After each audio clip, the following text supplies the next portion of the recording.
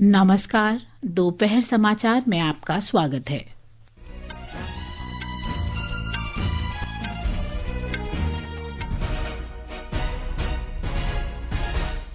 प्रधानमंत्री नरेंद्र मोदी 5 देशों की यात्रा के अंतिम चरण में आज नामीबिया की राजधानी विंडहोक पहुंचे। वे शाम को राष्ट्रपति नेतुम्बो नंदी नदेतवा के साथ शिष्टमंडल स्तर की वार्ता करेंगे। वैश्विक आतंकवाद निगरानी संस्था वित्तीय कार्रवाई कार्यबल ने कहा, पुलवामा हमले के लिए विस्फोटक ई-कॉमर्स प्लेटफॉर्म के जरिए खरीदे गए थे। गुजरात के वडोदरा में एक पुल गिरने से 9 लोगों की मौत और कई घायल।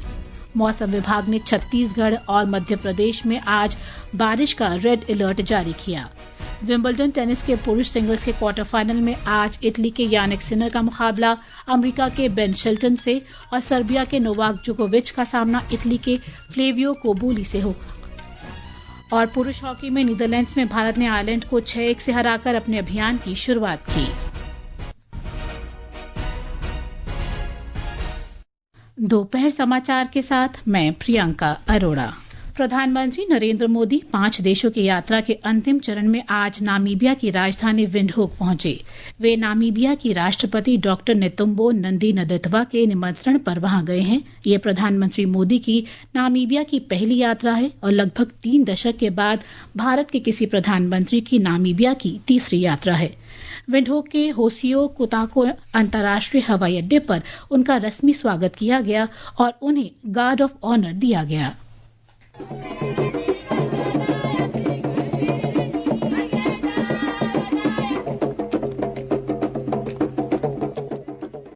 भारत और नामीबिया के बीच शिष्टमंडल स्तर की वार्ता भारतीय समयानुसार दोपहर 2:30 बजे स्टेट हाउस में होगी।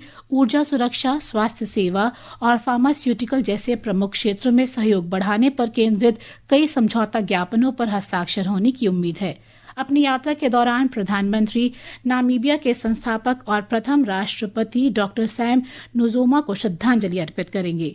श्री मोदी को द्विपक्षीय संबंधों को मजबूत करने में उनके योगदान के सम्मान में नामीबिया के सर्वोच्च नागरिक सम्मान से सम्मानित किया जाएगा। बाद में प्रधानमंत्री नामीबिया की संसद में भाषण देंगे।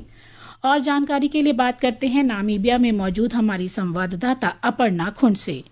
जी, यह यात्रा निश्चित रूप से भारत और नामीबिया के जी अपर्णा, प्रधानमंत्री मोदी की इस यात्रा से द्विपक्षीय व्यापार पर कितना प्रभाव पड़ेगा? जी, यह यात्रा निश्चित रूप से भारत और नामीबिया के द्विपक्षीय संबंधों में एक महत्वपूर्ण मोड़ साबित होगी और बिल्कुल ही सही समय पर यात्रा हो रही है। अगर हम दोनों देशों के बीच के द्विपक्षीय व्यापार की बात करें तो वर्तमान में जो है $600 मिलियन का व्यापार है और जो भारत का निवेश है नामीबिया में वो $800 मिलियन के करीब है। लेकिन ये कुछ विशिष्ट क्षेत्रों तक ही सीमित है, इसलिए इसमें अपार संभावनाएं हैं। भारतीय सार्वजनिक कंपनियां और निजी कंपनियां भी खनन, तेल और नवीनीकरण ऊर्जा, दवा निर्माण के संयुक्त उद्यमों में संभावनाएं तलाश रही है। इसलिए निश्चित रूप से ये यात्रा व्यापार के लिए अगर देखा जाए तो नए क्षेत्रों को खोल सकती है और जिससे भारत की उपस्थिति जो है नामीबिया में वो और भी मजबूत होगी। जी अपर्णा, अगर बात करें कि जो भारत की ग्लोबल साउथ नीति है और विशेष रूप से अफ्रीका के संदर्भ में अगर देखें तो ये यात्रा कितनी महत्वपूर्ण मानी जा रही है?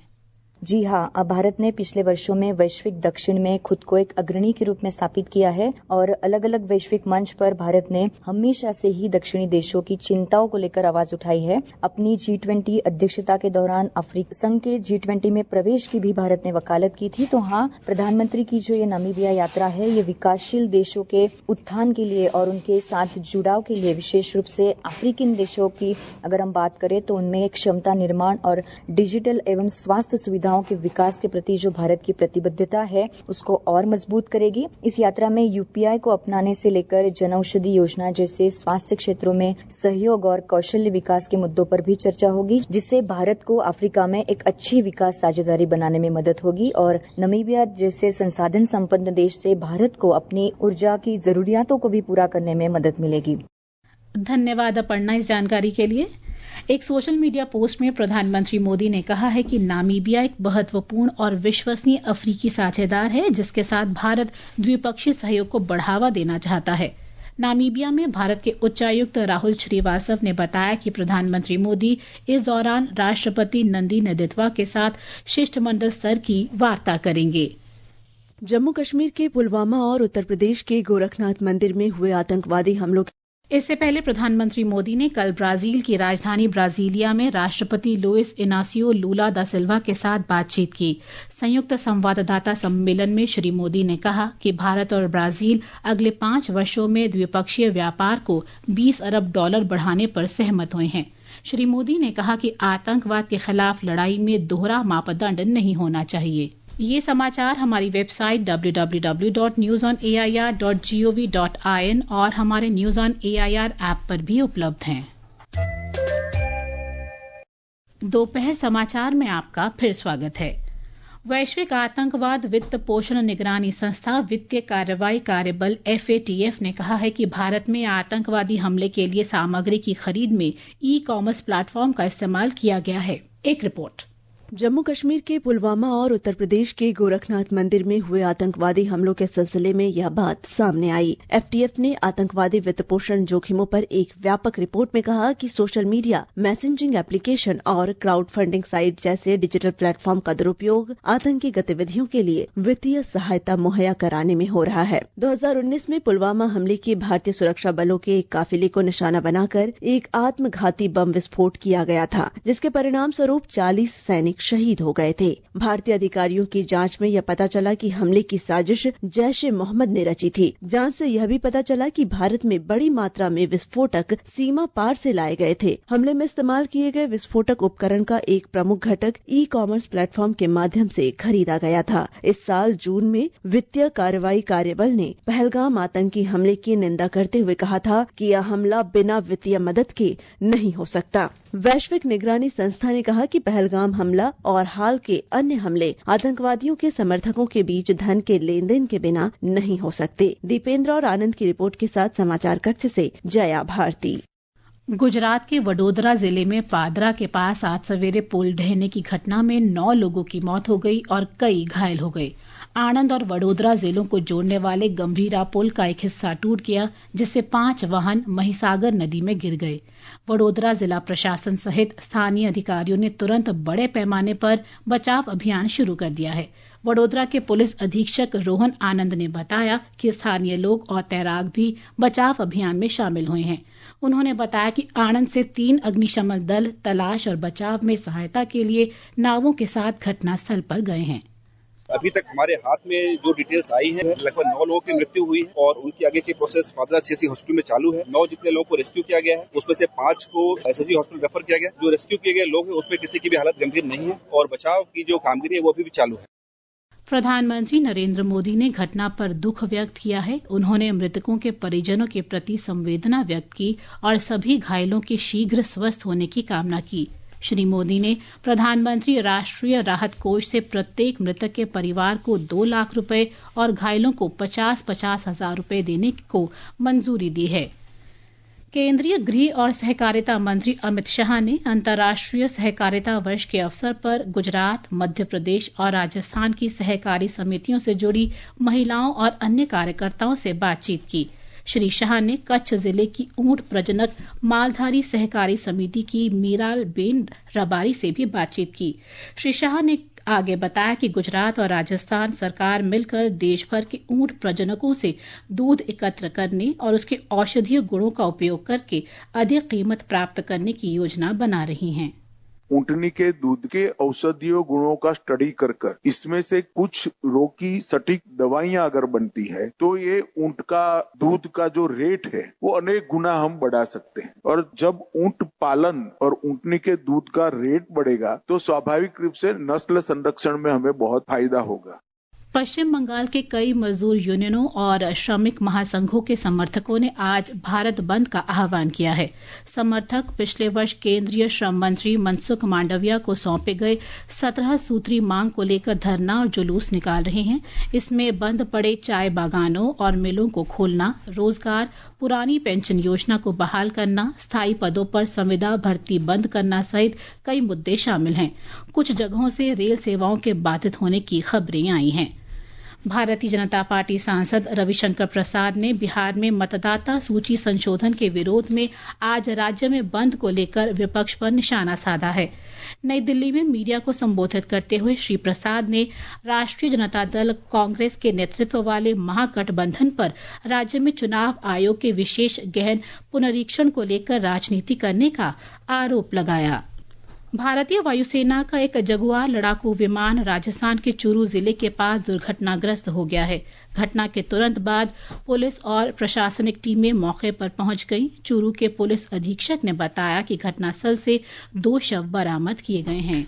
प्रवर्तन निदेशालय इस साल फरवरी में अमेरिका से निर्वासित अवैध प्रवासियों से जुड़े अवैध रास्तों के मामले में अमृतसर, संगरूर, पटियाला, मोगा, अंबाला, कुरुक्षेत्र और करनाल में 11 स्थानों पर तलाशी ले रहा है। जांच के दौरान पता चला है कि एजेंट विदेश जाने के इच्छुक निर्दोष व्यक्तियों को निशाना बनाते थे। संयुक्त अरब अमीरात में पहचान, नागरिकता, सीमा शुल्क और बंदरगाह सुरक्षा के लिए संघीय प्राधिकरण ने गोल्डन वीजा आवश्यकताओं को लेकर व्यापक भ्रम को दूर करने के लिए कदम उठाया है। कई भारत के समाचार माध्यमों ने बताया था कि अनधिकृत कंसल्टेंसी कंपनियों के माध्यम से केवल 1 लाख दिरहम का भुगतान करके वहां आजीवन निवास किया जा सकता है। फ्रांस के राष्ट्रपति इमैनुअल मैक्रोन ने गाजा में बिना शर्त युद्ध विराम का आह्वान किया है। ब्रिटिश संसद के दोनों सदनों को संबोधित करते हुए उन्होंने ब्रिटेन से फिलिस्तीनी राज्य को मान्यता देने के लिए फ्रांस के साथ मिलकर काम करने का आग्रह किया। ये समाचार आकाशवाणी से प्रसारित किए जा रहे हैं। ताज़ा समाचार जानने के लिए आप हमारे social media handle X @AIR News Hindi को फॉलो कर सकते हैं। ये आकाशवाणी है। मौसम विभाग ने आज छत्तीसगढ़ और मध्य प्रदेश में बारिश के लिए रेड अलर्ट जारी किया है। आकाशवाणी समाचार से विशेष बातचीत में मौसम विभाग के वरिष्ठ वैज्ञानिक डॉक्टर RK जेनामणि ने बताया कि अगले 2 दिनों तक मध्य भारत में बारिश जारी रहने की संभावना है। अगले 2 दिनों के लिए उत्तर भारत में बारिश के लिए ऑरेंज अलर्ट भी जारी किया गया है। उन्होंने बताया कि दिल्ली राष्ट्रीय राजधानी क्षेत्र में मध्यम वर्षा होने की संभावना है। महाराष्ट्र के पूर्वी विदर्भ जिलों में तेज वर्षा के कारण जल भराव हो गया है। कई सड़कें बंद हो गई हैं तथा नदियां और नाले उफान पर हैं। नागपुर नगर निगम और जिला आपदा प्रबंधन बचाव कार्य में जुटे हैं। विंबलडन टेनिस टूर्नामेंट में आज कई क्वार्टर फाइनल मुकाबले खेले जाएंगे। पुरुष सिंगल्स में इटली के यानिक सिनर का मुकाबला अमेरिका के बेन शेल्टन से होगा। इटली के फ्लेवियो कोबोली का सामना 24 बार के ग्रैंड स्लैम विजेता सर्बिया के नोवाक जोकोविच से होगा। वहीं महिला सिंगल्स में पोलैंड की ईगा स्वियातेक का मुकाबला रूस की ल्यूडमिला सेमसोनोवा से और रूस की मीरा एंजीवा का सामना स्विट्जरलैंड की बेलिंदा बेंचिच से होगा। नीदरलैंड्स में भारत ए पुरुष हॉकी टीम ने आयरलैंड पर 6-1 से शानदार जीत के साथ अपने यूरोप दौरे की शुरुआत की। मुकाबले में आयरलैंड केवल 1 गोल ही कर सका। प्रतियोगिता में आज भारतीय टीम का मुकाबला आयरलैंड से होगा। मैच भारतीय समय अनुसार 9:30 बजे से खेला जाएगा। अमेरिका के राष्ट्रपति डोनाल्ड ट्रंप द्वारा भारत के दवा आयात पर भारी शुल्क लगाने के प्रस्ताव के बाद बढ़ती वैश्विक अनिश्चितता के बीच आज भारतीय बाजारों में स्थिरता रही। सेंसेक्स सबसे कुछ देर पहले मामूली बढ़त के साथ 83,733 पर कारोबार कर रहा था। नेशनल स्टॉक एक्सचेंज का निफ्टी 10 अंक बढ़कर 25,532 पर कारोबार कर रहा था। और अंत में मुख्य समाचार एक बार फिर। प्रधानमंत्री नरेंद्र मोदी 5 देशों की यात्रा के अंतिम चरण में आज नामीबिया की राजधानी विंडहोक पहुंचे। वे शाम को राष्ट्रपति नेतुम्बो नंदी नदेत्वा के साथ शिष्टमंडल स्तर की वार्ता करेंगे। वैश्विक आतंकवाद निगरानी संस्था वित्तीय कार्रवाई कार्यबल ने कहा, पुलवामा हमले के लिए विस्फोटक ई-कॉमर्स प्लेटफॉर्म के जरिए खरीदे गए थे। गुजरात के वडोदरा में एक पुल गिरने से 9 लोगों की मौत और कई घायल।